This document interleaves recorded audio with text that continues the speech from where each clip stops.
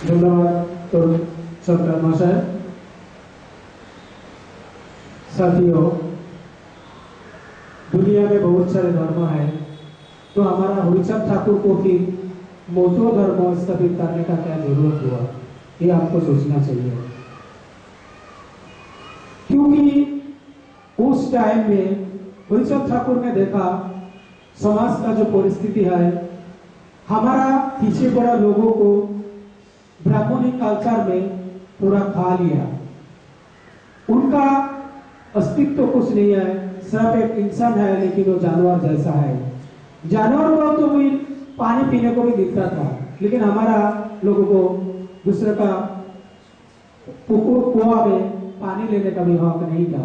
अब तक हमारा लोग जानवर से भी बदतर हो गया था। इसीलिए हरिचंद ठाकुर ये जानवर से बदतर लोगों को इंसान बनाने के लिए बौद्ध धर्म को स्थापना किया। बौद्ध धर्म ये एक बुद्ध का जो बुद्ध धर्म है, वो बुद्ध धर्म का नया संस्करण। इसीलिए हम देखते हैं हरिलीलामृत जो हरिचंद ठाकुर का जीवनी, उनका इतिहास, जहाँ कुछ भी है सब उसमें लिखा गया है महाकवि तारक चंद्र शर्कर द्वारा। उसमें पहले ही लिखा है, बेंगोली में लिखा है, बुद्धे कामना ताहा करिते पूर्ण जशवंत गृह होइले नवतीर्ण। क्या बोल रहा है? बुद्ध का जो कामना है, इच्छा है, आदर्श है, जो अधूरा रह गया है, उनको पूर्ण करने के लिए हरिचंद ठाकुर आया है। मतलब वही नहीं, बुद्धिज्म का लिंक उसको थोड़ा मॉडिफाई करके बौद्ध धर्म को स्थापित किया है हमारा हरिचंद ठाकुर ने। अभी आप आमंत्रित करता हूँ मिस्टर मनोज मोटगारे को, जो मूल निवासी कर्म करता है। मनोज मोटगारे।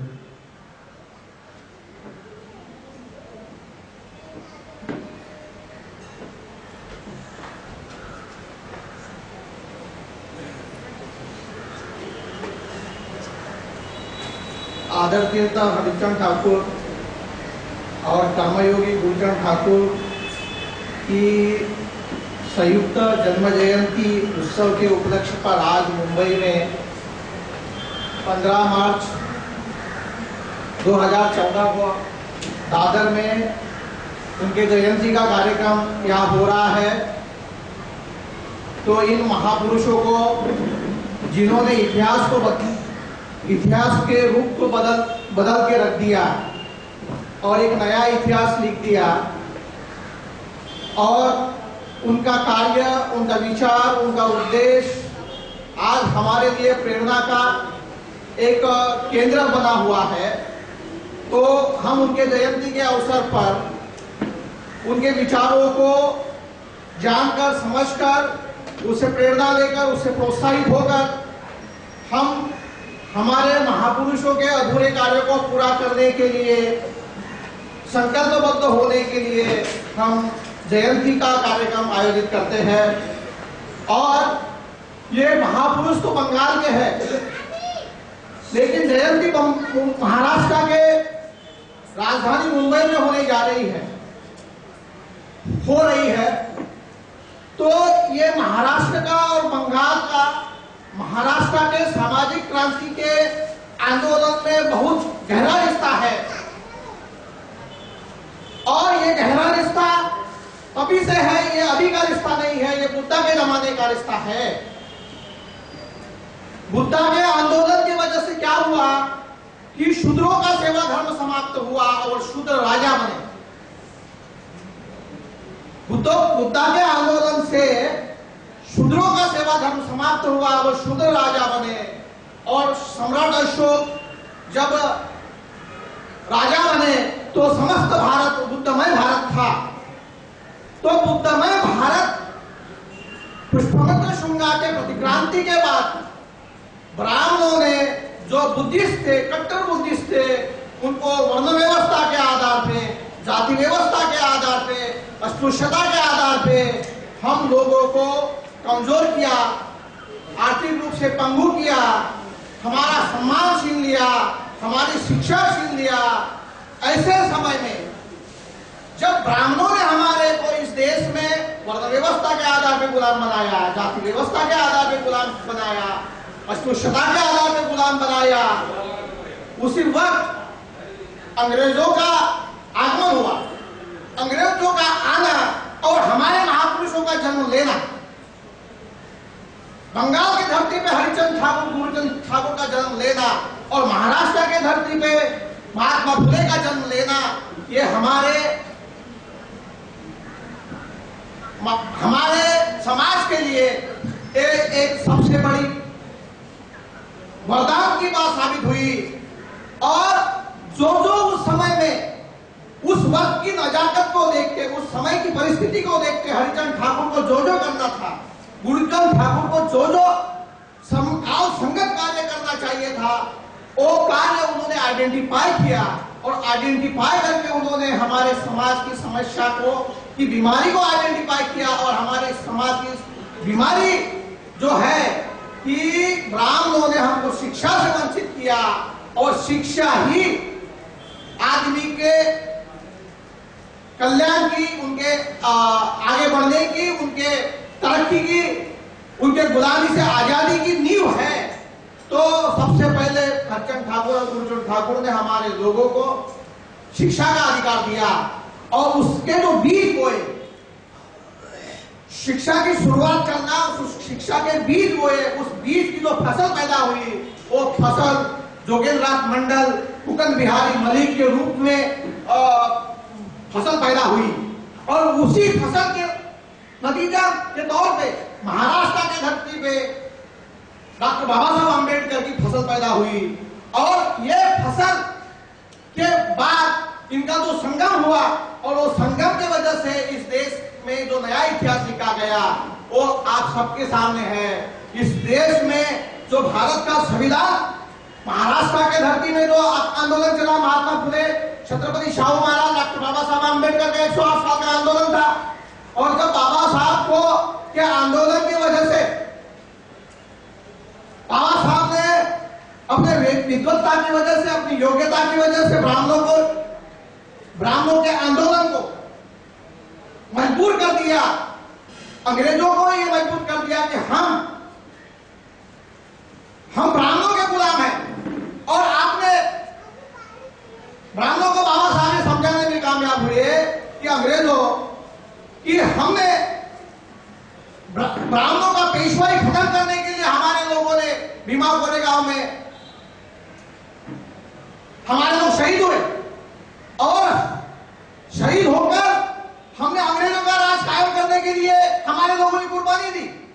तो अगर हमारे लोगों ने अंग्रेजों का राज स्थापित करने के लिए कुर्बानी दी, और हम ब्राह्मणों के गुलाम हैं और अंग्रेज तुम्हारे गुलाम है, ब्राह्मण अंग्रेजों के गुलाम है और हम ब्राह्मणों के गुलाम है, तो हमें आजाद करने के लिए इस देश में जो संविधान बन रहा है, इस देश में जो आधुनिक भारत का जो कायदे कानून का जो निर्माण होता, कायदे कानून की जो लड़ाई होती है, ब्लैक एंड व्हाइट में होती है, तो उस संविधान में हमारे लोगों को हक अधिकार मिलने चाहिए। तो बाबा साहब ने संविधान सभा का जब इलेक्शन लड़ा, तो महाराष्ट्र के धरती पे बाबा साहब को हारना पड़ा। तब बंगाल के लोगों ने बाबा साहब को संविधान सभा पे चुनवा के लाया। तब सरदार पटेल ने गांधी जी के माध्यम से कहा था कि डॉक्टर बाबा साहब अम्बेडकर को हमने संविधान सभा के दरवाजे तो क्या, हमने खिड़कियां भी बंद कर दी। तब हरिचंद ठाकुर और गुरुचंद ठाकुर ने जो फसल बोई थी, उसके जो विद्यार्थी थे, वो अगर नहीं होते, जोगेंद्र नाथ मंडल नहीं होते, कुकन बिहारी मलिक नहीं होते, तो शायद बाबा साहब संविधान सभा में नहीं होते, और बाबा साहब संविधान सभा में नहीं होते तो संविधान नहीं होता, और संविधान नहीं होता तो हमको आजादी नहीं मिलती। और ये आजादी दिलवाने का काम, ये आजादी दिलवाने का काम कहीं ना कहीं उसके बीज हरिचंद ठाकुर और गुरुचंद ठाकुर के आंदोलन में थी। और ये जो विरासत है, ये जो बंगाल की और महाराष्ट्र की विरासत को जोड़ने का जो कार्यक्रम है, और जो आज ठाकुर पैदा होते और आज के समय और परिस्थिति में आकलन करते, आज की समस्या का डायग्नोसिस करते तो क्या करते? तो हमारे लिए सबसे बड़ा संदेश क्या है कि हम हमारे महापुरुषों के अनुयायी बनते हैं। अनुयायी बनते हैं तो अनुयायी का एक कार्य होता है कि उनके अधूरे कार्य को पूरा करने का कार्य करना होता है। हम अनुयायी का कार्य होता है अधूरे कार्य को पूरा करना। अगर काल्पनिक तौर पे सोचा जाए, आज हरिचंद ठाकुर और गुरुचंद ठाकुर होते तो उनके सामने क्या समस्या होती और वो किस समस्या का समाधान करने के लिए आगे निकलते, कार्य करते, संकल्प करते, लोगों को मोटिवेट करते, लोगों को संगठित करते, लोगों को संग्रहित करते, लोगों का मत परिवर्तन करते। तो आज अगर सबसे बड़ी समस्या ये है कि आज हम संवैधानिक अधिकारों को खत्म होते हुए देखकर भी कुछ नहीं खत्म, अपने आंखों से सामने से खत्म होते हुए दिख रहे हैं। और वो आज की जो अगर वर्तमान मनुस्मृति अगर देखा जाए तो नई आर्थिक नीति जो न्यू इकोनॉमिक पॉलिसी है, ये आज वर्तमान मनुस्मृति है। और इस मनुस्मृति के खिलाफ में आज अगर हरिचंद ठाकुर होते तो जरूर पहल करते।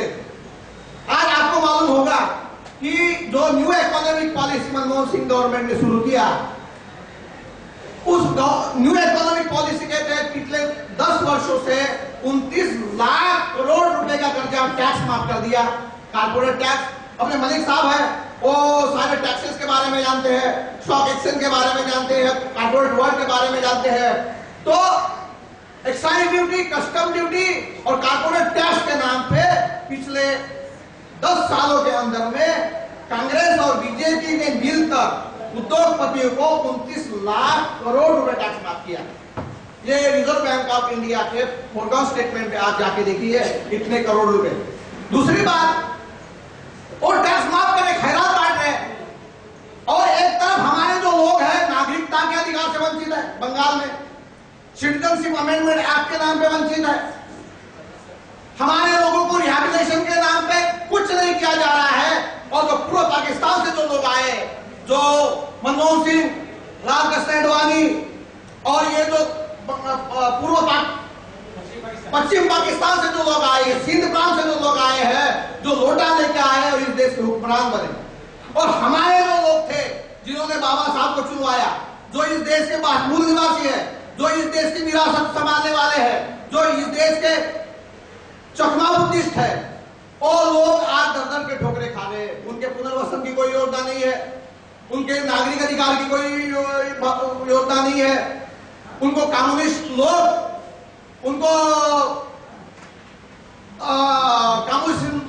लोगों ने इस्तेमाल किया, अभी तृणमूल कांग्रेस इस्तेमाल कर रही है। तो आज की डेट में अगर जो पश्चिम पाकिस्तान से लोग आए, हुक्मरान बने, एक प्राइम मिनिस्टर बना, लालकृष्ण अडवाणी प्राइम मिनिस्टर बनते बनते रह गया, विरोधी पार्टी का नेता है। मदन लाल खुराना दिल्ली का मुख्यमंत्री बना। उल्लासनगर के जो सबसे बड़ी अच्छी कॉलोनी है वहां सिंधी लोगों का पुनर्वसन हुआ और हमारे लोग जंगलों में पुनर्वसित होने के लिए मजबूर हैं। हमारे लोगों के ऊपर मिर्चापी होती है। ऐसा क्यों होता है? क्योंकि इस देश का शासक वर्ग संगठित है।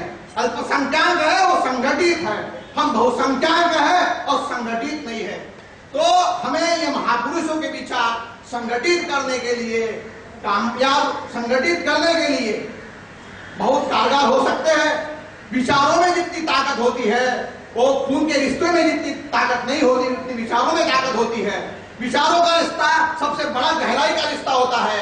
तो विचारधारा के आधार पे हम क्षेत्रीयता को दूर रख के, प्रांतवाद को दूर रख के, ये क्षेत्रवाद ने, ये प्रांतवाद ने अब तक हमको हरिचंद ठाकुर और गुरुचंद ठाकुर का आंदोलन, इतिहास, संस्कृति समझने नहीं दिया। ये हमारे आंदोलन की विरासत की वजह से हमको समझ में आया और हमारा जो ये जो रिश्ता है, ये विचारधारा के रिश्ता की वजह से आज हमें लगने लगा है कि हरिचंद ठाकुर बंगाल के नहीं है, गुरुचंद ठाकुर बंगाल के नहीं है, हमारे हैं। इतनी बात बोलते हुए मैं उनके स्मृति में धन्यवाद अदा करता हूँ और उनके विचारों को आगे बढ़ाने के लिए हम संगठित रूप से प्रयास करेंगे, ऐसी बात बोलते हैं मैं अपने 2 शब्द खत्म करता हूं। धन्यवाद। धन्यवाद मनोज बोजरा जी। उन्होंने बंगाल का जो परिस्थिति उन्होंने अच्छी तरह बताया और उनको मालूम है कि आज उड़ीसा गुरुचाँद ठाकुर का आंदोलन के फल जोगेंद्रनाथ मंडल है और जोगेंद्रनाथ मंडल के वजह से ही बाबा साहेब अम्बेडकर संविधान सभा में गए थे, जिसके वजह से हम लोग को अधिकार मिला संविधान के द्वारा।